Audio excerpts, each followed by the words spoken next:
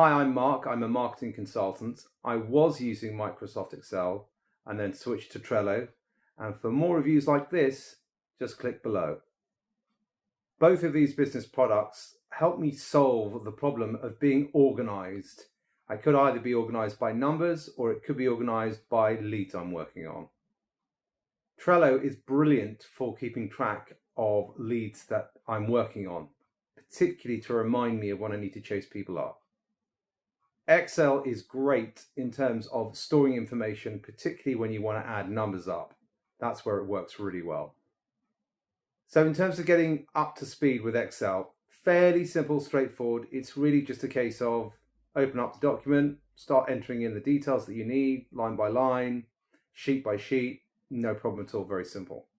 In terms of Trello, it's also a case of entering the details, but this case it's card by card by card by card. Or if you want to go and add more boards, then you can add boards too. But the process is pretty simple and straightforward. The key is that you've got the right details and that you can just add them in as you go.